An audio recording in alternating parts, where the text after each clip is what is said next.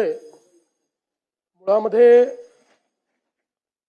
जे smart meters आहेत ते लावण्याच्या संदर्भातला निर्णय शासनाने घेतला होता। याचं कारण आपल्याला जेव्हा केंद्र सरकारने 29,000 कोटी रुपयाची RDSS स्कीम दिली, त्या स्कीमचा एक भाग प्रीपेड स्मार्ट मीटर प्रत्येक ग्राहकाला लावणे असा होता। त्याच्यावर खूप मोठ्या प्रमाणात आक्षेप आले। त्यामुळे पहिल्या टप्प्यामध्ये आपण फीडर मीटर पूर्ण केले, डिस्ट्रीब्युशन मीटर पूर्ण केले आणि जेवढ्या सरकारी आस्थापना आहेत त्या सरकारी आस्थापनांना आपण आता स्मार्ट मीटर्स प्रीपेड हे लावलेले आहेत।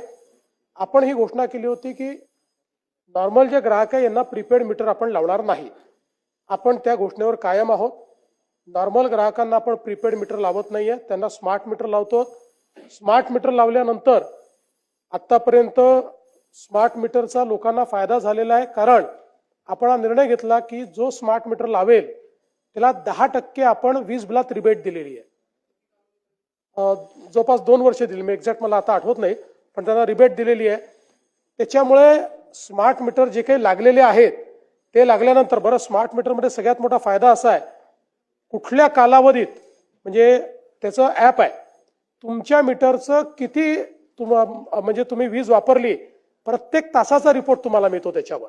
त्यामुळे ते तुम्ही व्हेरीफाय करू शकता आणि म्हणून लोकांना ते आवडून राहिले। त्याच्यामध्ये दुसरं, आपण पूर्ण 24/7 त्याच्याकरता एक कंप्लेंट मॅनेजमेंट सिस्टीम ठेवलेली आहे आणि आतापर्यंत जे काही स्मार्ट मीटर लागले, 5 कंपन्या ते मीटर लावतात वेगवेगळ्या, त्या कंपन्यांमध्ये आतापर्यंत 1% देखील कमी फॉल्ट निघालेला आहे, 1% देखील कमी।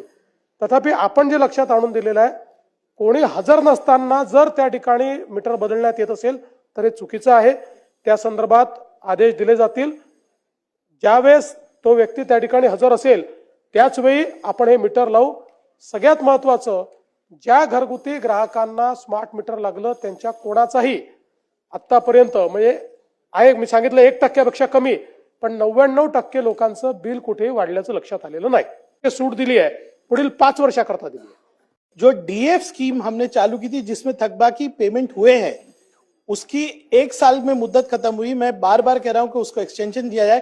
क्या सम्मान मुख्यमंत्री जी वो स्कीम फिर से लाएंगे और वैसी स्कीम क्या लाइव मीटर्स के लिए भी लाएंगे? और तीसरी बात कि 2027 में फ्रेंचाइज एग्रीमेंट खत्म होता है, सबकी डिमांड है कि कॉम्पिटिशन होना चाहिए। स्मार्ट मीटर पोस्टपेड आहेत। आता आपण आधी म्हटलं तो प्रीपेडचा अर्थ असा होता की तुम्हाला आधी पैसे भरून महिन्याभराचं ते विकत घ्यावं लागायचं ऍडव्हान्स मध्ये। आता हे पोस्टपेड, म्हणून लोकांचा विरोध होता की तुम्ही प्रीपेड घ्यायला लावू नका आम्हाला।